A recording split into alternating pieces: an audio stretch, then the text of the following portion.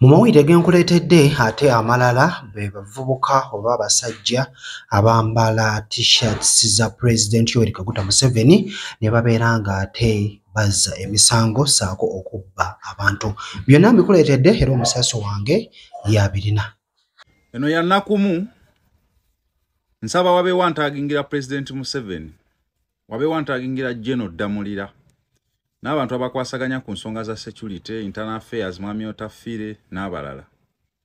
Amazima gali nti President Museveni eno ku Ntebe Road gye tuva ezzana Ntebe Road n'Amasuba waliyo abavubuka abeegulidde omuze okwambala t-shirt zo kwoli ekifaananyi ky'okuwoli eza yero ne bagenda nga bakuba abantu.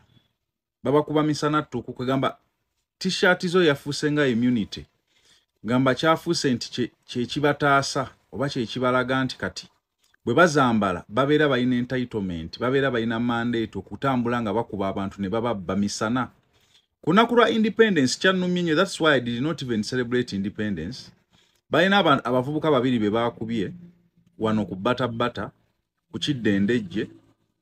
Omu ku be baakubye manager wange wano Kalibala and Sons Furniture. Baamukubye misana tukusawa nga musanvu ku Independence Day kwennyini. Yabadde ayina 1.6 million nga customers musindikidde za order tulina be tugenda okukola nga ayina n'essimu. Ne babikwata ne babitwala misana tuku nga balinga 10 nga teri abagambako. Ne bakwata omuvubuka omulala bamuyita mu kiga ne bamukuba bubi nnyo. Ne bamutwala ye simanyi nakati gyali. Polisi yakutteko babiri naye nagenza okuwulira nti baabatadde afterwards. Ndowooza balina abanene abakuba amasimu ne balagira abavubuka abo babate. Kyennyamiza nnyo nti mu kwenyumiriza mu kuleeta eddembe mu ggwanga, njogera ku President Museveni, ate waliwo abakozesa image yo, waliwo abakozesa ky'oyinza okugamba nti negligence yo kankiyite bwe nti obutafaayo obwo ku linnya lyo abalala ne balituulamu ate ne bamalawo emirembe gwe gye waleetera abantu. Fena tukkiriza nti eno njikoze ndi mukambwe temuli mu light yadde filter. Kubanga kyannumye nnyo bw'oŋŋamba nti emirembe yes tewali mmundu ekubiddwa tewaliwo ki naye tekitegeeza nti ekimalako abantu emirembe mmundu yokka. Olaba ne weziba nsirisola okumalako abantu emirembe, ne buba bwavu malako abantu emirembe, ne babeereza okuganga ezitambula zikuba abantu nga teri azikwatako zimalako abantu emirembe. So eno tendensi y'okutambula nga abantu bagambibwa nga we babawa emirembe olw'okuba tewali lutalo. Kati nno enjala eruma n'okusinga emmundu ng'etokota.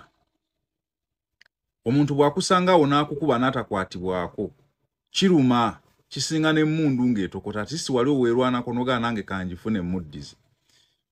Naye bano beerimbika mu kubeera nti bawagizi bo ne batambula nga bakuba abantu.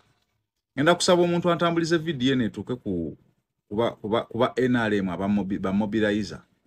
Mukimanyi nti abavubuka eno batta obululu bwammwe. Abavubuka eno bongera okwonona image ya president mu bantu. Era abantu bwe babalaba bamanya nti esasageze. Tebeefiirayo bambala t-shirt ne babba misana tu. Ne bakuba abantu. Omuvubuka bamukubye ne bamwasa wano wayatise oba ke bayita akawanga eggumba lya wano baali asizza. Nzaali mu kumujjanjaba naye nagambe so abutakozesa ddoboozi lyange wano kuteekawo kintu ekyo. Tuzze nga twogera ku bintu ebyo eby'okkuba abantu ng'abantu beefula ba NRM eggaali ezizze nga zitambula. Recently President Museveni ndowooza tebaabikulaga. Wali ogenda bakuzzaayo mikono bakwewandiise kololo ndowooza kuzzaayo mikono yes. Abavubuka era baali banekedde mu ngoye zo batambulanga bakuba abantu nga bayingira mu maduuka gaabwe bababba misana ttuku ne paka ne report tevangayo. Kigambibwa patroni waabwe Mwami Damulira yayinza okumanya ebiyinza okusinga waawo. Naye kyolina okumanya they are doing more harm than good.